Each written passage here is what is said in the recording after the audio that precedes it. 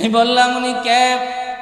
আল্লাহ থেকে জবাব আসছে, উনি হলো দুনিয়ার ওই বান্দা, ওই ব্যক্তি যার জবানটা আমি আল্লাহর জিকিরে সবসময় তাজা থাকতো, আমি আল্লাহর জিকিরে জবানটা সবসময় ভিজা রাখতো, এবং মসজিদের সাথে তার হৃদয়টা সবসময় বাঁধা থাকতো।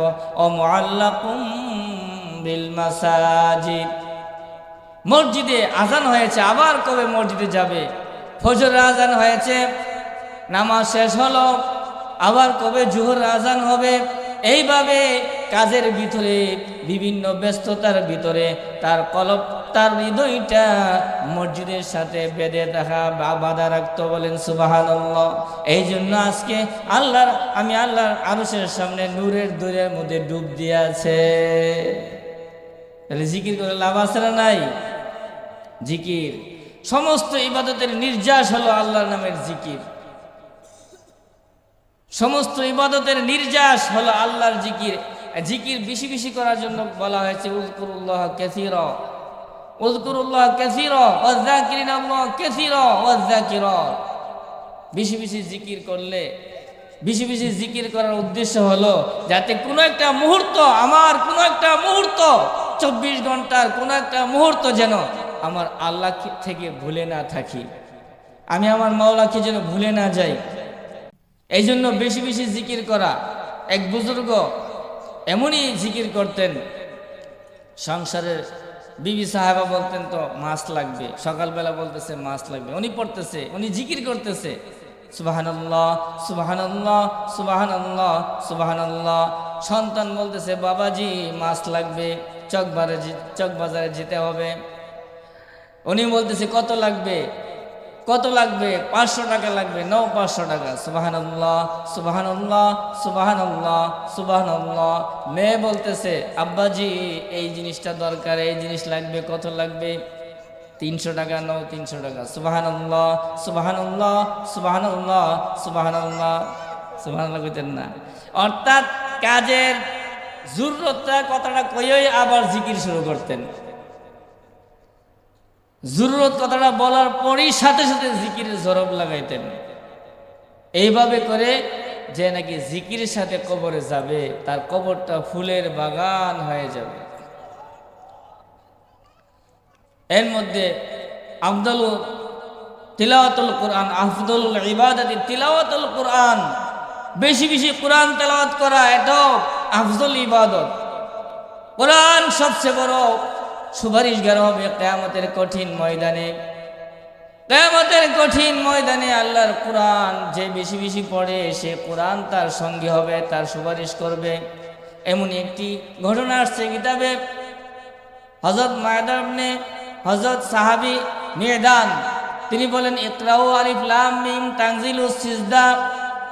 বেশি বেশি আলিফ লাম মিম তানজিলুস সিজদা পড়ো, কারণ এক সুপারিশের ক্ষেত্রে অধিক ফলদায়ক। তো এক ব্যক্তি আলিফ লাম মিম তানজিলুস সিজদা এই সূরাটাই জানতো, এটাই বেশি বেশি তেলাওয়াত করেছে, আর কোনো সূরা জানছেও না, তেলাওয়াত করছে না, মারা গেছে। তার অনেক অপরাধ ছিল। ও কানা কাসীরুল খাতায়া, হাদিসে আসছে তার অনেক অপরাধ ছিল, কিন্তু সে এই সূরাটা বেশি বেশি তেলাওয়াত করেছে। মৃত্যুর পর কবরে যখন রাখা হইল, দাফন করা হলো, চতুর্দিক থেকে আযাব আসতেছে। একদিক থেকে সাপ, আরেক দিক থেকে আগুন আসতেছে, সাপ আসতেছে, বিচ্ছু আসতেছে। ইত্তফসরে এই সূরাটি তার সকল ডানা দিয়ে এই মুর্দারকে ডেকে ফেলেছে।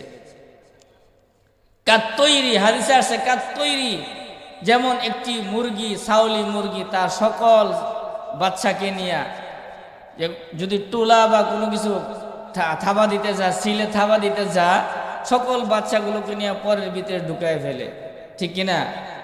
ঠিক তদ্রূপ ওই মুর্দারকে সূরা আলিফ লাম মিম তানজিলুস সিজদা এই সূরাটায় তার সকল ডানা দিয়ে ওই মুর্দারকে ডেকে নিয়েছে এবং আল্লাহ তাআলার দরবারে সুপারিশের মাসনাদ গ্রহণ করেছে। আর আল্লাহকে ডাক দেয়া কয়, প্রভু গো, এই বান্দা আমাকে বেশি বেশি তেলাওয়াত করেছে, আমি সুপারিশ করছি, প্রভু গো, এই বান্দার ক্ষেত্রে আমি সুপারিশ করেছি, এই বান্দাকে তুমি মাফ করে দাও। যদি আমি তোমার কোরআনের অংশ হইয়া থাকি, আমি আলিফ লাম মিম তানজিলিস সাজদা যদি তোমার কোরআনের একটি অংশ হইয়া থাকি, আমি সুপারিশ করছি প্রভু গো, এই বান্দা আমাকে বেশি বেশি তেলাওয়াত করেছে, তুমি এই বান্দাকে ক্ষমা করে দাও, ক্ষমা করে দাও।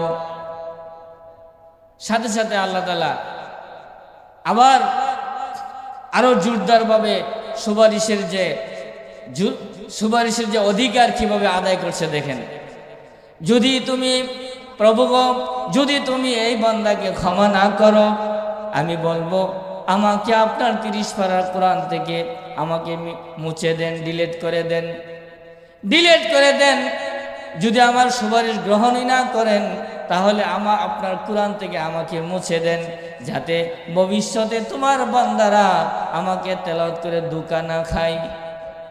কারণ বান্দারা কোরআন সুপারিশ করে এই বিশ্বাস নিয়ে তেলাওয়াত করে। যদি তেলাওয়াত করার পর আপনি সুপারিশ গ্রহণ না করেন, তাহলে ধোঁকা খাবে। আমি আলিফ লাম মিম তানজিলুস সাজদা আপনার দরবারে সুপারিশই জানাচ্ছি, গ্রহণ করছি, সুপারিশের আবদার করেছি। দয়া করে আমার সুপারিশ এই বান্দার ব্যাপারে আপনি কবুল মঞ্জুর করেন। বলেন সুবহানাল্লাহ।